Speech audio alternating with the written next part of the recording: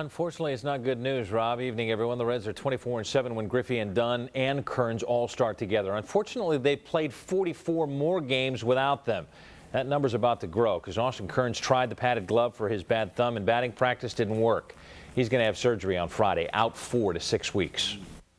He swung today and it just hurt and it started to break down again, and so the idea is that we have to be a little bit more aggressive. We'll do a surgical procedure to take the spur out of there, the scar tissue, and let it heal. Keep our fingers crossed, and we'll probably end up using those gloves again after surgery. Every option that was available we tried, and it just nothing would work. So you know, we tried to prevent it for as long as possible, but you know, it's pretty obvious it's the best thing to do.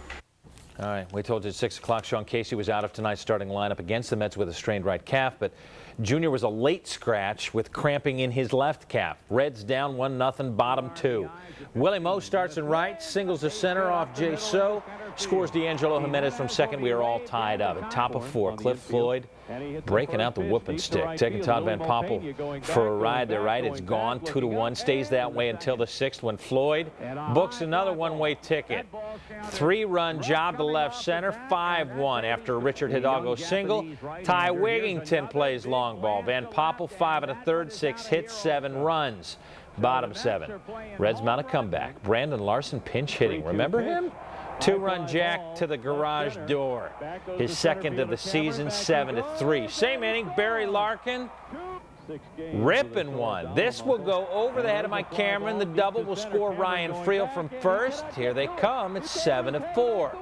Reds load him in the 9th. Junior with a pinch hit single. Braden Looper coaxes Larkin into the 4-6-3 double play. But a run score, 7-5. Adam Dunn's the tying run. Grounds out second. That'll end it. 7-5 your final. They're a healthy team now. They're swinging the bat real well. You know, a situation you just can't make mistakes. And you know, a couple mistakes I made, they hit them real hard. They got a good lineup up and down the line. Evening, everyone. The Reds reinstated John Vanderwall to their AAA squad and released Reggie Taylor. Meanwhile, a couple of the big boys didn't make it into the starting lineup tonight. Griffey still resting a strained calf, as is Sean Casey.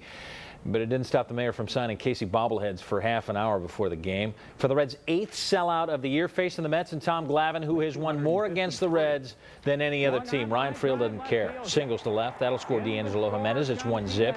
Third inning, man on third. Brandon Larson at third, declaring himself finally healthy and laying out to prove it. Saves a run with that gem. Adam Dunn, the only lefty in the lineup against Glavine. Therefore, the only lefty able to hit one deep like this. Dunn's 23rd, 2-0 Reds. Brandon Larson, remember, he's healthy. One more time on the ground to rob Richard Hidalgo. Makes up for an 0-for-4 night. Corey Lytle doing the rest. Mike Cameron, I'm just looking. 1-4 Ks. Then Lytle going on a walking bench in the 7th, walks Cameron. Then he'll walk Aaron Valent to load him. Don Gullett, you need to make a phone call. 3-1 count on Shane Spencer, and he bites. Flies out to Friel in center. And Lytle is a little relieved. 7 innings, 3 hits, no runs. Time for Danny Graves, and he will become the fastest man in Major League history to 30 saves. Reds win 2-0, 3.5 back at St. Louis. Everything was working, had a good plan going in. Really taking all my focus away from everything except executing the pitches. If I have a good plan going into the game and I can execute the pitches, it'll be good. I just go out there and pitch 1 inning, and then they play hard all 9. So whenever I get the opportunity to play, I go out and do what I can with it. And fortunately, there's records that are meant to be broken. Take a look at the numbers dug up by our crack stats department. Dunn, Griffey, Casey. They have the most home runs by a trio, tied with the Phillies threesome with 57. The White Sox and Cardinals' big sticks are right behind them. The rubber match 3-game set Thursday afternoon, 12:35. Lefty Al Leiter in his minuscule 2.34 ERA against Friday Jose Acevedo. Acevedo has faced the Mets once and went the distance for the victory in his only complete game. And welcome back. Now that the Mets are out of the way, the Reds can concentrate on this weekend's Battle of Ohio.